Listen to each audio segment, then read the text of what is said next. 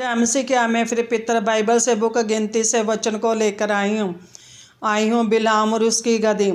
तब बिलाम बोर को उठा, अपनी गधी पर काठी बांधी और 2 सेवकों को संग लेकर मोआबी हाकिमों के संग चला। उसके जाने के कारण यहोवा का क्रोध उस पर भड़का और यहोवा का एक दूत हाथ में उसका विरोध करने के लिए उसके मार्ग में खड़ा हो गया। जब बिलाम अपनी गधी पर सवार होकर जा रहा था तो बिलाम की गधी को 3 बार यहोवा का दूत हाथ में नंगी तलवार लिए हुए दिखाई दिया। पहली बार दिखाई देने पर गधी अपने मार्ग से हट गई, खेत में चली गई। दूसरी बार दाख की बारियों में यहोवा का दूत दिखाई दिया और गधी वहीं बैठ गई और बिलाम का पैर वहीं धंस गया। और तीसरी बार सकड़े रास्ते में यहोवा का दूत दिखाई दिया, वहाँ ना दाईं मुड़ने को जगह थी ना बाईं मुड़ने को जगह थी। और बिलाम ने 3 बार अपनी गधी को मारा और कहा, तुम मुझसे नटखटी क्यों कर रही है? अगर आज मेरे हाथ में तलवार होती तो मैं तुझे मार ही डालता। और तब यहोवा ने बिलाम गधी के मुंह को खोला और तब उसने गधी ने बिलाम से कहा, तूने मेरे को 3 बार मारा, और क्या मैं तेरी वही गधी नहीं जिस पर तू जन्म से सवार होता है? मैं पहले कभी मैंने ऐसा किया है?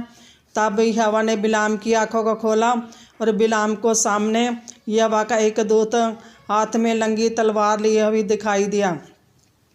बिलाम मुंह के बल गिरा और झुककर उसको दंडवत किया।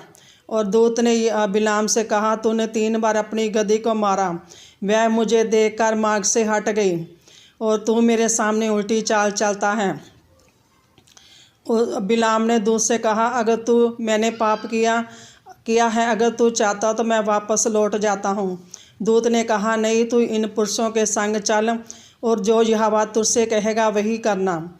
तब बिलाम बलाक से मिलने को गया और बिलाक से भेंट करके बिलाक उसे ऊंची पहाड़ी पर ले गया जहाँ से सारा इस्राएली कौम बसी हुई दिखाई दे रही थी।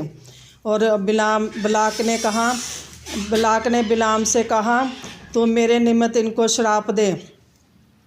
बिलाम ने कहा, जो मुझसे यहोवा कहेगा मैं वही करूँगा। और बिलाम ने वहाँ 7 पहाड़ पर 7 वेदियाँ बनाई और बकरे और मेढ़ों को होम बलि करके चढ़ाया।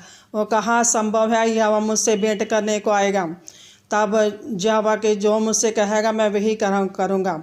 और बिलाम यहोवा के कहने के अनुसार इस्राएलियों को शीश दी और कहा, जिसे यहोवा ने शाप नहीं दिया उसे मैं कैसे शाप दे सकता हूँ? जिसे यहोवा ने धमकी नहीं दी उसे मैं कैसे धमकी दे सकता हूँ? वह अन्य जातियों से अलग गिनी जाएगी। याकूब के धूल के किनको कोई गिन सकता है? वह शीश के भागी हो चुके हैं।